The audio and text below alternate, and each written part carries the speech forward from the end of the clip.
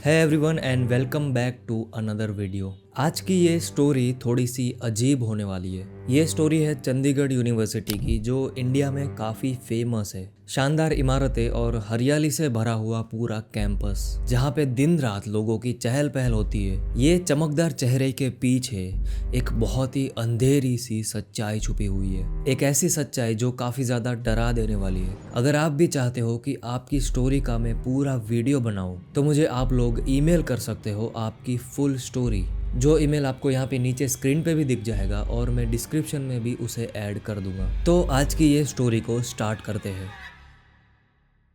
कहानी की शुरुआत होती है 2019 की दिसंबर की रात से। यूनिवर्सिटी के हॉस्टल में रहने वाली मेघा, जो कि फाइन आर्ट्स की स्टूडेंट थी, वो अपने दोस्तों के साथ में अपने फाइनल सेमेस्टर के प्रोजेक्ट पे काम कर रही थी। कमरे में हर तरफ ड्राइंग शीट्स और पेंटिंग्स फैली हुई थी। उस रात को मेघा और उनके दोस्त नेहा और अंकित, ये तीनों मिलके देर रात तक प्रोजेक्ट को कंप्लीट करने के लिए जाग रहे थे। रात के करीब 2 बज चुके थे और अंकित उस टाइम पे बोलता है कि अब उसे नींद आ रही है और बाकी का सारा काम सुबह करते हैं। उसी टाइम पे नेहा ने बोला कि अगर प्रेजेंटेशन खराब हुआ ना तो प्रोफेसर सबके सामने हमारी बैंड बजा देंगे।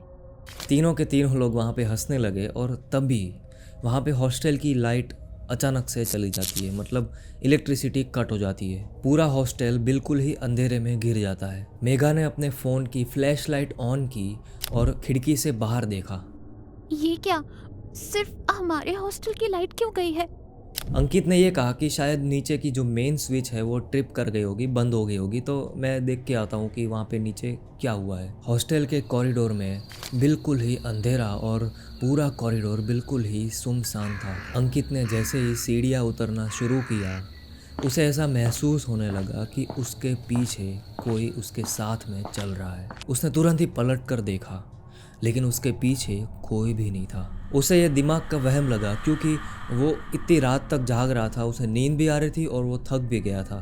तो वो इग्नोर करता है और ग्राउंड फ्लोर की तरफ चलने लगता है। अंकित नीचे पहुंचा तो उसने देखा कि मेन स्विच ऑलरेडी चालू थी। उसके लिए बहुत ही अजीब बात थी, क्योंकि हॉस्टल में लाइट ऐसे जाती नहीं थी। उसकी जो मेन स्विच थी वो थोड़ी सी ख़राब थी, तो हर बार वो लाइट जब जाती थी उस टाइम पे उन लोग को ऐसा ही लगता था कि मेन स्विच ट्रिप करी है। लेकिन इस बार ऐसा नहीं था। इस बार एक्चुअल में लाइट चली गई थी। उसी वक्त अंकित को ऐसा महसूस हुआ कि उसके पीछे से किसी ने उसे आवाज़ लगाई हो। कोई उसके पीछे से उसका नाम ले रहा था। आवाज़ बहुत ही धीमी और बहुत ही साफ थी। अंकित ने डरते हुए पीछे की तरफ देखा। कॉरिडोर के दूसरे छोर पे एक धुंधली सी परछाई खड़ी थी। परछाई स्टेबल नहीं थी, बल्कि हिल रही थी, मानो कोई धुआं हो। अंकित ने घबराकर बोला कि वहाँ पे कौन है। उस परछाई ने कोई भी जवाब नहीं दिया। उस परछाई की आंखें 2 लाल डॉट जैसी दिख रही थी। अंकित डर के मारे अपनी जगह पे बिल्कुल ही चिपक गया था। उसकी बॉडी बिल्कुल ही काम नहीं कर रही थी, वो बिल्कुल फ्रीज हो गया था। अगले ही पल वो परछाई अंकित की तरफ तेजी से दौड़ने लगी। अंकित बहुत ही ज्यादा डर जाता है और चीख पड़ता है और तुरंत ही ऊपर की तरफ भागने लगता है। हॉस्टल के कमरे में नेहा और मेघा ने अंकित की चीखें सुनी। अंकित, ये क्या कर रहा है? कहीं गिर तो नहीं गया? नेहा ने ये चीज दरवाजा खोलते टाइम बोला। जैसे ही उन्होंने दरवाजा खोला, अंकित हाफते हुए उस रूम के अंदर आया और जोर से दरवाजा बंद कर दिया। अंकित ने कांपते हुए बोला कि वहां पे बाहर में कोई है। मेघा और नेहा ने उसे शांत करने की कोशिश की, क्या बकवास कर रहा है? कोई नहीं है यहाँ।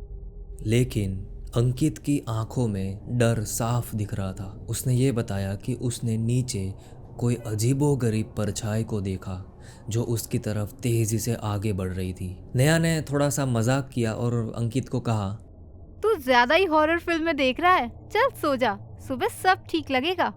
लेकिन मेघा के मन में थोड़ी सी हलचल थी। उसने अंकित की बताई हुई बातों को थोड़ा सीरियस लिया, क्योंकि पिछले कुछ वीक से अजीबोगरीब चीज़ें हो रही थी हॉस्टल में। कभी कभी किसी कमरे में चीज़ें अपने आप नीचे गिर जाती थी, तो कभी रात में दरवाजे पे कोई नॉक करता था। लेकिन जब उस दरवाजे को खोला जाता था तो वहाँ पे बाहर कोई भी नहीं मिलता। जैसे तैसे करके रात गुजरी, लेकिन सुबह एक ऐसी घटना हुई जिसको देख के सब लोग हिल गए। हाउसकीपिंग के स्टाफ ने ग्राउंड फ्लोर के स्टोर रूम में खून के धब्बे देखे। जब वार्डन को बुलाया गया और उस स्टोर रूम को खोला गया तो वहां से एक पुरानी सी डायरी मिली। उस डायरी का कवर फटा हुआ था और उस डायरी के बिल्कुल ऊपर कवर में कुछ लाल स्याही से लिखा हुआ था, ये जगह हमारी है और इसे छोड़ के चले जाओ। डायरी के कुछ पन्ने खाली थे, लेकिन कुछ कुछ पन्नों पर कोई अजीब सी चीजें लिखी हुई थी और कोई ड्राइंग्स बनी हुई थी। वार्डन ने तुरंत ही उस डायरी को छुपा दिया और ये सारी पूरी की पूरी घटना को दबाने की कोशिश की। वो नहीं चाहता था कि किसी को इस बारे में पता चले। लेकिन ये डायरी और अंकित ने देखी हुई उस परछाई की कहानी अभी एक बहुत ही नॉर्मल सी शुरुआत थी। मेघा ने ये महसूस किया कि ये चीज़ नॉर्मल नहीं है। उसने ये फैसला किया कि वो उस डायरी की सच्चाई को जान के रहेगी। मेघा के दिमाग में वो रात में हुई घटना और डायरी की बातें घूम रही थी। उसने ये तय किया कि वो इस मिस्ट्री को सॉल्व करके रहेगी। क्लास खत्म होने के बाद में मेघा ने नेहा और अंकित को अपने रूम में बुलाए। उसने दरवाज़ा बंद किया और धीरे से बोली, मुझे लगता है हॉस्टल में कुछ गलत हो रहा है। हम इसे नजरअंदाज नहीं कर सकते। अंकित की परछाई वाली बात और स्टोर रूम में खून के धब्बे, ये सब महज इत्तेफाक नहीं हो सकते। पर हम क्या कर सकते हैं? अगर वार्डन को पता चला कि हम कुछ खुद से करने की कोशिश कर रहे हैं तो मुसीबत हो जाएगी। अंकित पिछली रात की वजह से थोड़ा सा डरा हुआ था और उसने ये बोला कि वहाँ पे कुछ न कुछ तो गड़बड़ ज़रूर है और वो इसमें इन्वॉल्व नहीं होना चाहता। उस टाइम पे मेघा ने डायरी की बात छेड़ते हुए बोला, हमें उस डायरी को देखना होगा। वो शायद इस हॉस्टल के इतिहास का राज खोल सकती है।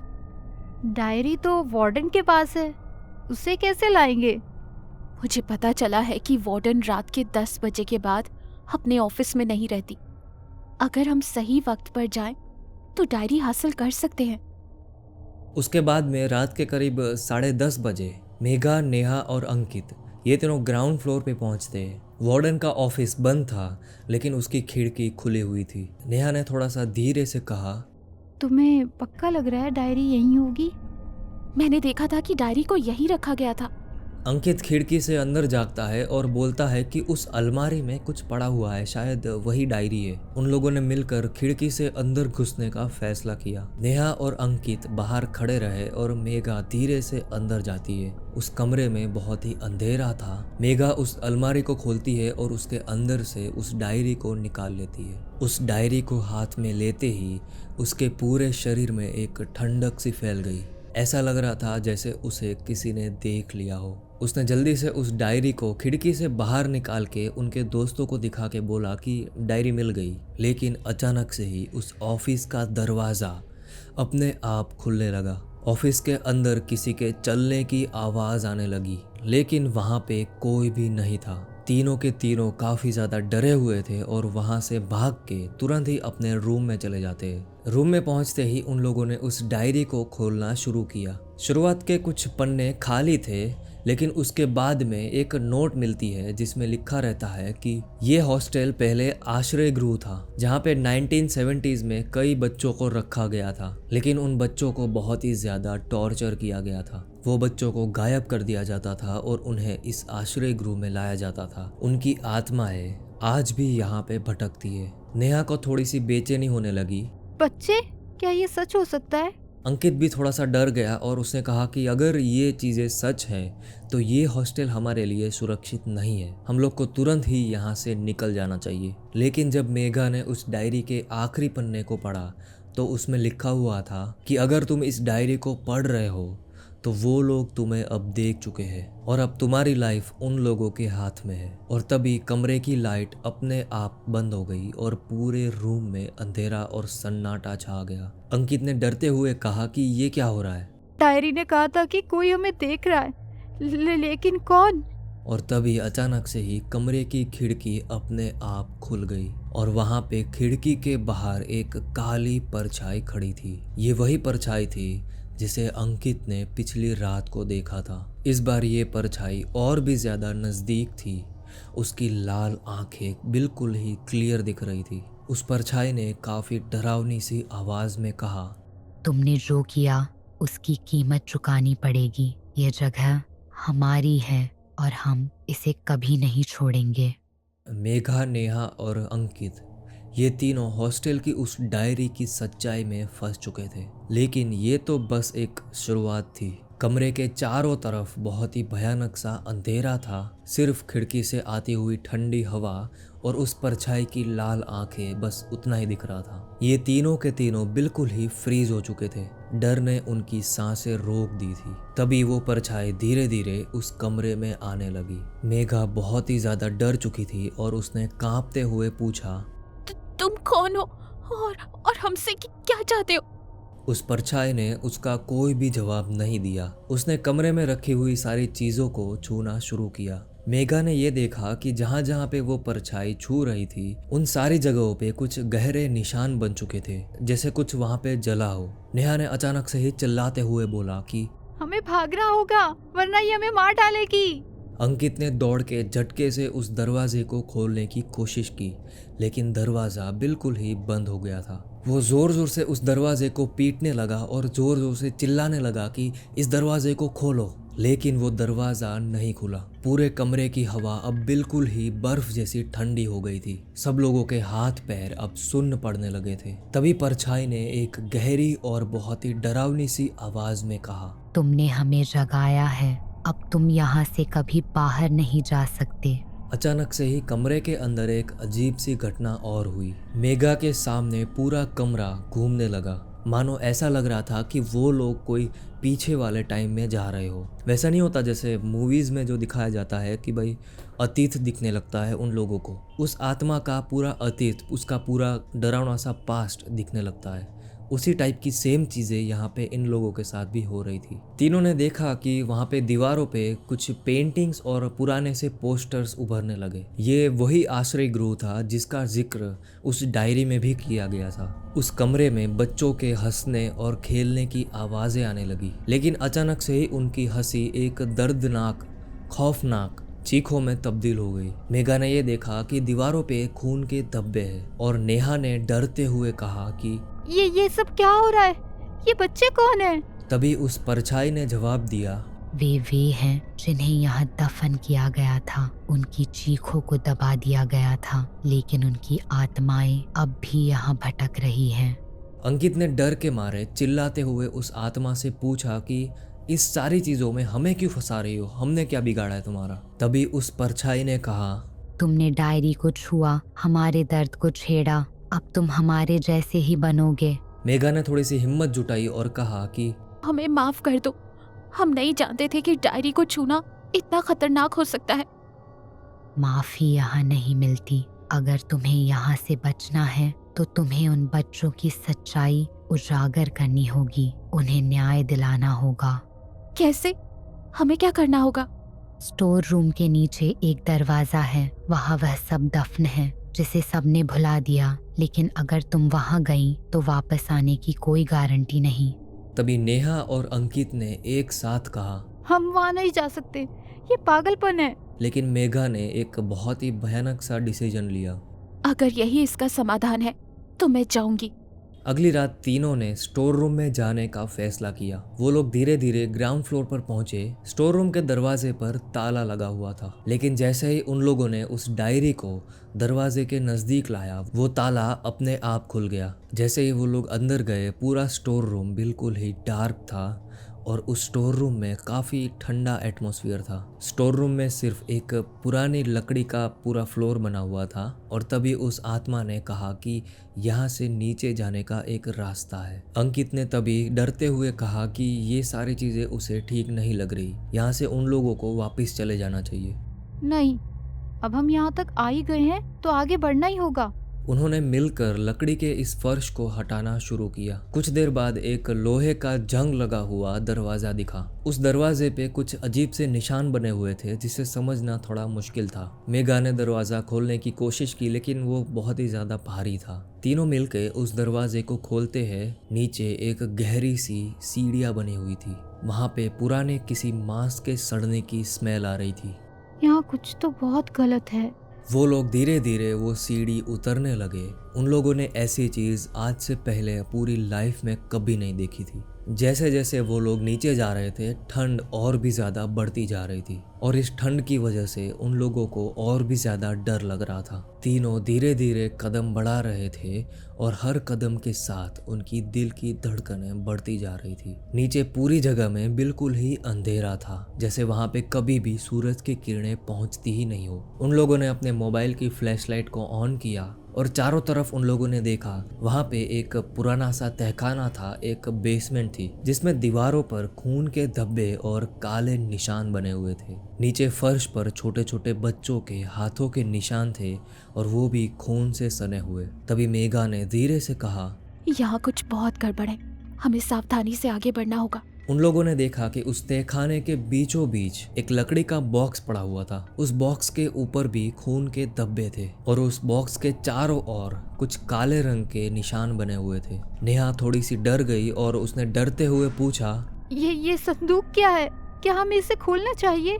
अंकित ने तभी कहा कि अगर ये किसी आत्माओं से जुड़ा हुआ है तो इसे हमें छेड़ना नहीं चाहिए। लेकिन यहाँ पे मेघा ये सारी सच्चाई को जानना चाहती थी। हम सिर्फ तभी यहाँ से बाहर निकल सकते हैं जब हम इस सब की सच्चाई जान लें। और जैसे ही मेघा ने उस बॉक्स को खोला, उस बॉक्स के अंदर एक सड़ी हुई किताब थी और कुछ छोटे बच्चों के कपड़े थे। उस बुक का कवर बिल्कुल ही काला था और उसके ऊपर काले रंग से कुछ निशान बनाए हुए थे। उन्होंने इस किताब को बाहर निकाला और उनके पन्नों को पलटने लगे। मेघा अब काफी ज्यादा डर चुकी थी। तभी अचानक से ही पूरी बेसमेंट में काफी भयानक सी चीखें सुनाई देने लगी, जैसे किसी ने जानलेवा दर्द में चीखा हो। ये आवाज उनके कानों में तेजी से गूंजने लगी। उनकी आंखों के सामने एक खौफनाक चीज दिखने लगी। वो लोग बिल्कुल भी हिल नहीं पा रहे थे, बिल्कुल ही फ्रीज हो चुके थे। उन लोगों को वो चीजें दिखाई देने लगी जब बच्चों को वहाँ पे टॉर्चर किया जाता था। वो लोग देख सकते हैं कि वहाँ पे बच्चों के साथ में फिजिकली और मेंटली टॉर्चर किया गया था। बच्चों के दर्द और चीखों से भरी हुई वो रात बहुत ही ज्यादा भयानक थी। नेहा और अंकित डर के मारे कांप रहे थे। अंकित ने डरते हुए कहा कि उन लोगों को यहाँ से जल्दी से निकल जाना चाहिए और बाहर निकलने का रास्ता ढूंढना चाहिए। लेकिन मेघा ये सब चीजें मानने के लिए रेडी नहीं थी। उसने कहा, हमें इन बच्चों की आत्माओं को शांति देनी होगी, हमें इन्हें मुक्त कराना होगा।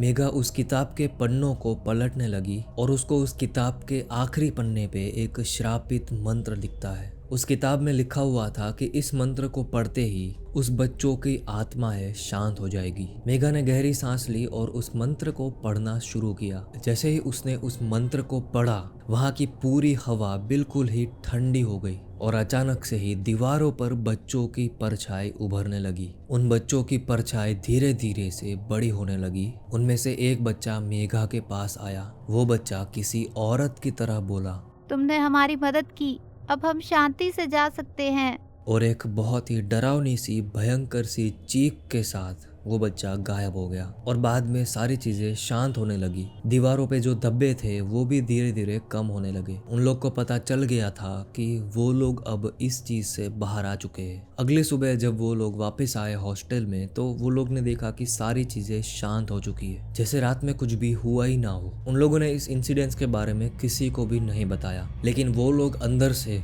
बिल्कुल ही बदल चुके थे। वो लोग जानते थे कि कुछ ऐसी मिस्ट्रीज या फिर ऐसे रहस्य है जिसका खुलासा अभी भी नहीं हुआ। हाँ, तो इसी के साथ ये स्टोरी यहीं पे ख़त्म होती है। अगर स्टोरी पसंद आई है तो इस वीडियो को लाइक करो, कमेंट करो और शेयर करो। और ऐसी स्टोरी सुनने के लिए चैनल को सब्सक्राइब ज़रूर करना। नेक्स्ट स्टोरी कौन से सिटी पे चाहिए मुझे कमेंट में ज़रूर बताना। अगर आपके पास कोई स्टोरी है और मेरे साथ शेयर करना चाहते हैं तो मुझे ईमेल के थ्रू आप शेयर कर सकते हो। मैं यहाँ पे ईमेल नीचे शेयर कर देता हूँ और डिस्क्रिप्शन में भी आपको मिल जाएगा।